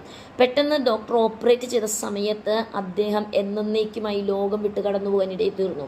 പലപ്പോഴും നമ്മുടെ ജീവിതത്തിൽ കൊച്ചു കൊച്ചു കാര്യങ്ങൾക്ക് പോലും നാം ദൈവത്തിന് നന്ദി പറയുവാൻ മറന്നുപോകുന്നു. ഒരുപക്ഷെ ഒരു കൊച്ചു തലവേദനയായിരിക്കാം നമ്മെ എന്താ പറയുക, നിത്യമായി ലോകത്ത് നമ്മെ മാറ്റിക്കളയുന്ന പല കാര്യങ്ങൾ. നമ്മുടെ ജീവിതത്തിൽ നാം ഉറപ്പും ധൈര്യത്തോടും കൂടി ആയിരിക്കാൻ ദൈവം നമ്മെ വിളിച്ചിരിക്കുന്ന വിളികൾ, പലപ്പോഴും ദൈവം ചെയ്ത നന്മകൾ വിളിച്ചു പറയാതെ ആവലാതികൾ, അല്ലെങ്കിൽ നമ്മുടെ പരാതികൾ, നമ്മുടെ ജീവിതത്തിൻ്റെ ദുഃഖങ്ങൾ വിളിച്ചു പറയുന്ന അനേകരുണ്ട്. ഞാൻ കടന്നുപോയ ആ ഭവനം, ഈ പാകിസ്ഥാൻ ബോർഡറിലുള്ള ആ ഭവനത്തിൽ കടന്നു ചെന്നപ്പോൾ അവർ വളരെ വേദനയോടെ ആ തലമുറകളെക്കുറിച്ച് അനേക കാര്യങ്ങൾ സംസാരിക്കുവാനിടയിൽ തീർന്നു. ആ തലമുറകളെ വിളിച്ച് പ്രാർത്ഥിക്കുവാനും അവരോട് വചനം പറയുവാനും ഇടയിൽ തീർന്നപ്പോൾ, ആ സമയത്ത് ഇരുന്ന സമയത്ത് ഞാൻ അവരോട് സംസാരിക്കാൻ ഇടയായിരുന്നു. ദൈവം ചെയ്ത, അവരുടെ ജീവിതത്തിൽ ചെയ്ത ചില കാര്യങ്ങളെക്കുറിച്ച് ചോദിക്കുവാൻ തക്കവണ്ണം ഇടയായി തീർന്നു. ആ കാര്യങ്ങളെക്കുറിച്ച് ചോദിച്ച സമയത്ത് അവരുടെ ജീവിതത്തിൽ എന്താ പറയുക, ആ കാര്യങ്ങളെക്കുറിച്ച് ചോദിച്ചപ്പോൾ അവർ പല വിഷയത്തോടനുബന്ധിച്ച് ദൈവം ചെയ്ത നന്മയെ മറന്നുപോയ വ്യക്തിത്വങ്ങളായിരുന്നു. വർഷങ്ങളായി ദൈവം അനേക നന്മകൾ അവരുടെ ജീവിതത്തിൽ ചെയ്തു. രോഗത്തിൽ നിന്നും പല വിഷയത്തിൽ നിന്നും അവർ പല പ്രാവശ്യം മരിച്ചു പോയെന്ന് ചിന്തിച്ച ഒരു വ്യക്തിത്വമായിരുന്നു. എന്നാൽ ആ അവസ്ഥയിൽ ദൈവം അവരെ വിടുവിക്കുവാൻ തക്കവണ്ണം ഇടയായിരുന്നു. പലപ്പോഴും നമ്മുടെ ജീവിതത്തിൽ ദൈവം ചെയ്തതിനെ വിളിച്ചു പറയാതിരിക്കുന്നത് കൊണ്ട് മുൻപിലേക്കുള്ള പാതകൾ നേരെയാകാതിരിക്കുന്ന അവസ്ഥ അവസ്ഥകളുണ്ട്. ദൈവം ചെയ്തത് നാം ലോകത്തോട് വിളിച്ചു പറയുവാൻ, ദൈവം ചെയ്ത നന്മകൾ എത്രയോ വലിയ എല്ലാമായിരിക്കില്ല, ഒരുപക്ഷെ നമുക്കിനി പറയുവാൻ കഴിയാത്ത ചില കാര്യങ്ങൾ ഉണ്ടായിരിക്കും, ചില വിടുതലുകൾ നാം ചിന്തിക്കുന്നുണ്ട്, അത് പിന്നത്തേതിൽ പറയുവാൻ. ദൈവം നമ്മോട് ഇടപെടുന്ന വിടുതലുകൾ, പല വിടുതലും വിളിച്ചു പറയുവാൻ തക്കവണ്ണം ഇടയായി തീരണം. ദൈവത്തിൻ്റെ വചനത്തെ കാണുവാൻ സാധിക്കുന്നു. പലതും നാം വിളിച്ചു പറഞ്ഞുവെങ്കിൽ ലോത്തിന്റെ ജീവിതത്തിൽ ദൈവം ചെയ്ത അനേകം നന്മകൾ ഉണ്ടായിരുന്നു. എന്നാൽ ആ ഭവനം ആ നന്മകളെ ഓർത്തില്ല. എന്നാൽ അബ്രഹാമിന്റെ ജീവിതം കാണാൻ സാധിക്കുന്നു. വിളിച്ച് ഇറങ്ങി, ദൈവം വിളിച്ചു ഇറക്കി. അബ്രഹാമിന് പറയുവാനുള്ളത്, ലോകത്തോട് വിളിച്ചു പറയുവാനുള്ളത്, താൻ വിടേണ്ടതിനെ മുഴുവൻ വിട്ടു. ബന്ധുമിത്രാദികൾ, ദേശം, താൻ സഞ്ചരിച്ച രാജ്യം, താൻ ജനിച്ചു വളർന്ന രാജ്യം, നാട് എല്ലാം വിട്ടുകളഞ്ഞു. ജീവിതത്തിൽ ഒന്നുമില്ലാത്തവനായി സാറായുമായി താൻ തിരിച്ച തൻ്റെ ജീവിതയാത്രയിൽ അനവിധ കഷ്ടങ്ങൾ, വേദനകൾ ഉണ്ടായിരുന്നു. എന്നാൽ അവൻ ആ വേദനകളെയല്ല, അതിൻ്റെ മധ്യത്തിൽ ദൈവം ചെയ്ത അത്ഭുതങ്ങളെ വിളിച്ചു പറയുവാനിടയിൽ തീർന്നു. നമ്മുടെ ജീവിതത്തിൽ അനേക അത്ഭുതങ്ങൾ ദൈവം അത്ഭുതങ്ങളാലും അടയാളങ്ങളാലും വീര്യപ്രവൃത്തികളാലും വചനത്തെ പല പ്രാവശ്യം നമ്മുടെ ജീവിതത്തിൽ ഉറപ്പിച്ച് നമ്മെ ധൈര്യപ്പെടുത്തി യഥാസ്ഥാനപ്പെടുത്തി ശക്തീകരിച്ച അനവിധ അനുഭവങ്ങളുണ്ട്. അനുഭവങ്ങളിലേക്ക് തിരിഞ്ഞു നോക്കുകയാണെങ്കിൽ ഞാൻ പലപ്പോഴും എൻ്റെ കുഞ്ഞുങ്ങളോട് ഞാൻ പറയാറുള്ള കാര്യങ്ങളുണ്ട്. കാരണം എപ്പോഴും ഞാൻ അവരെ നോക്കി സംസാരിക്കുന്ന ഒരു കാര്യമുണ്ട്. കാരണം അനവിധ അത്ഭുതങ്ങൾ, പലപ്പോഴും പല അത്ഭുതങ്ങളും അവരോട് വിളിച്ചു പറയുമ്പോൾ അവർ പറയാറുണ്ട്, ഇതൊരിക്കലും കേൾക്കാത്ത പല കാര്യങ്ങളാണല്ലോ, പല വിഷയങ്ങൾ. കാരണം ഈ മരുഭൂമി യാത്രയിൽ, ക്രിസ്തുവേശുവുമായുള്ള സഞ്ചാരത്തിൽ, ക്രിസ്തുവേശുവുമായുള്ള ഓട്ടത്തിൽ പല കാര്യങ്ങൾ ദൈവം ചെയ്തത് എത്രയോ ശ്രേഷ്ഠകരമാണ്. പലപ്പോഴും തനിയെ ഓട്ടക്കളത്തിൽ അനേകരുമായി ഓടിയതാണ് പലരും പട്ടുപോകുവാൻ തക്കവണ്ണം, പലരും ഈ ലോകത്ത് നിന്ന് മാറ്റപ്പെടുവാൻ തക്കവണ്ണം എന്നെ പഠിപ്പിച്ച ഒരു നല്ല അധ്യാപകൻ, അദ്ദേഹം പോലും ധനമോഹത്തിൻ്റെ ആധിക്യം നിമിത്തം ദൈവവചനം പഠിപ്പിച്ച വ്യക്തിയാണ്.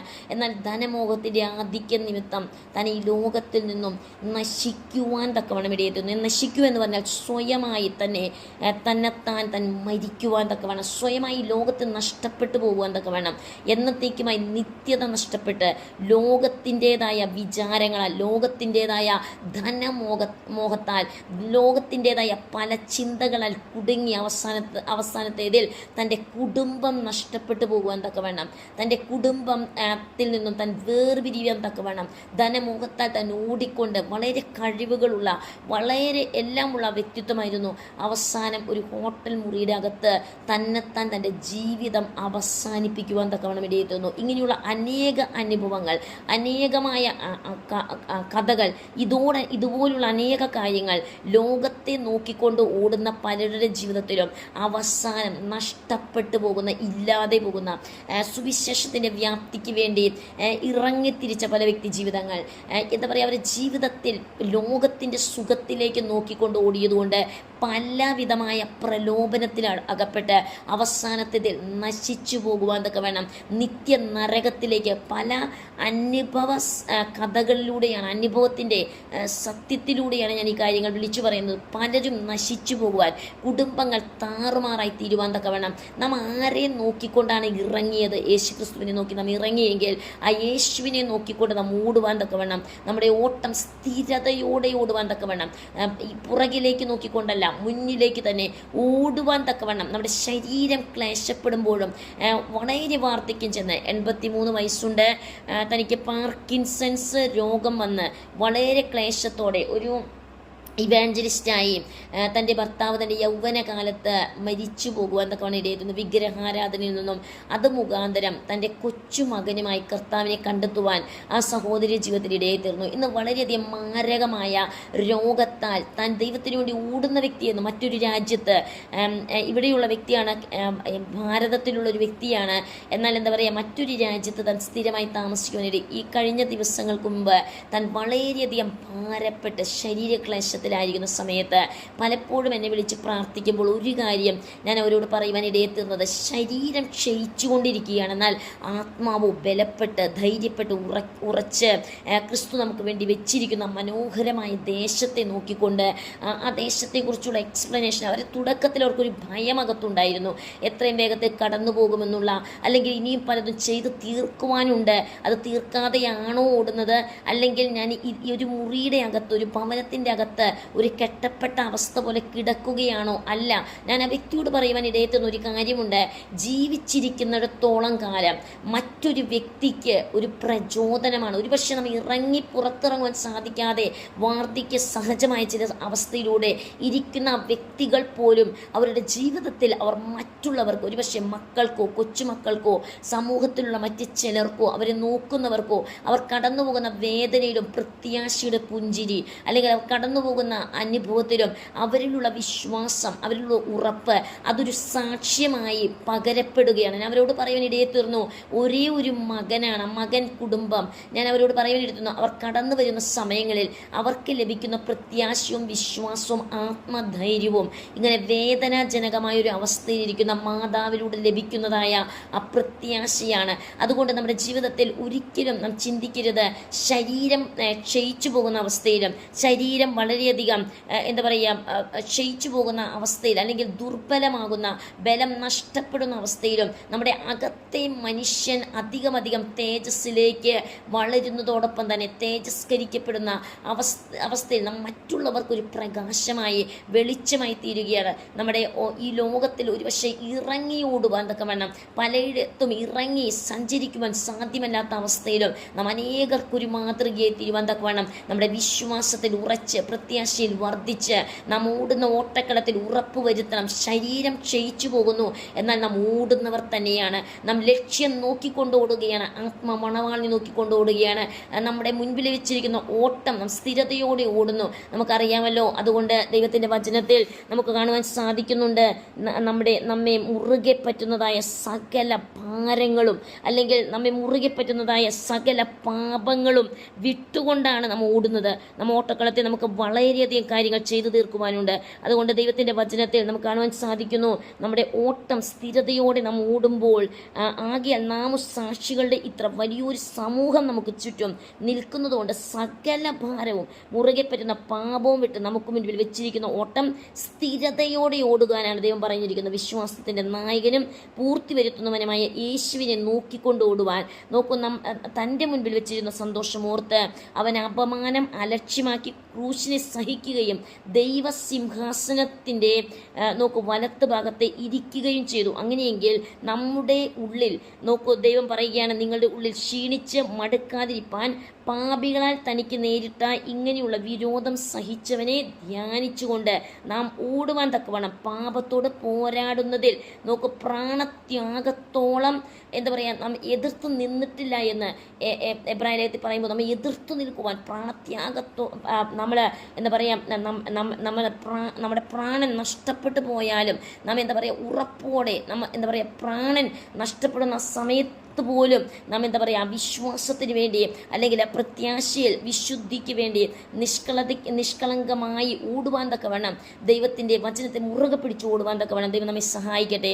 ഓ റബ സത്തുറാനക രഗതകല അരവന രഗതകല. ഈ ഓട്ടക്കളത്തിൽ അനേകർ വീണു പോകുന്നു, അനേകർ പുറകിലേക്ക് തിരിഞ്ഞു നോക്കി ഉപ്പുതൂണായി തീരുന്ന അവസ്ഥകളുണ്ട്, അനേകർ നശിച്ചുകൊണ്ടിരിക്കുന്നു. നാം ഓടുന്നത് എങ്ങനെയെന്ന് നമ്മെ തന്നെ, നമ്മുടെ ഹൃദയങ്ങളെ നമുക്ക് തന്നെ ഒന്ന് പരിശോധിക്കാം. റിഖാനബ രഗതകല ജനബല രഗതകല റീബാന ഹംദന രഗതകല. पवित्र पवित्र परमेश्वर यीशु मसीह जी, हम आपको दिल से धन्यवाद देना चाहते प्रभु जी सुंदर समय के लिए, आपके पवित्र उपस्थिति में आने के लिए परमेश्वर। हालेलुया। हम कैसे परमेश्वर दुनिया में परमेश्वर जीने के वक्त परमेश्वर हमारा दौड़ कैसे होना चाहिए, वैसे दौड़ने के लिए यीशु मसीह को देखकर परमेश्वर हर एक परमेश्वर हालेलुया और रिबन हमदना रहेगा जिंदगी के हर एक परमेश्वर कदम परमेश्वर के भक्ति भय के साथ परमेश्वर दौड़ने के लिए हमारे हर एक जीवनों में परमेश्वर हालेलुया परमेश्वर हालेलुया रिखान बरेगा सहनशीलता के साथ दौड़ने के लिए परमेश्वर रिबन परमेश्वर ने हमारे जीवनों में रखा हुआ परमेश्वर हालेलुया वो प्राइस परमेश्वर प्राप्त करने के लिए परमेश्वर हालेलुया परमेश्वर ने रखा हुआ बातों को परमेश्वर पकड़कर, वचन को पकड़कर यीशु मसीह को देखकर दौड़ने के लिए हम हर एक जीवन में आशीष दीजिए परमेश्वर। आमीन। परमेश्वर धन्यवाद देते हैं कि भक्त परमेश्वर के दास दासी लोग हर एक को यीशु मसीह के नाम पर आशीष देते हैं परमेश्वर, हर एक भाई बहनों को आशीष देते परमेश्वर हालेलुया। प्रभु यीशु मसीह के नाम पर हम मिलके परमेश्वर दुनिया के अलग अलग कोने से परमेश्वर का महिमा के लिए दौड़ लगाने के लिए परमेश्वर मदद करना। धन्यवाद के साथ प्रार्थना हमारे उद्धार करते यीशु मसीह के पवित्र मीठे नाम से आमीन आमीन।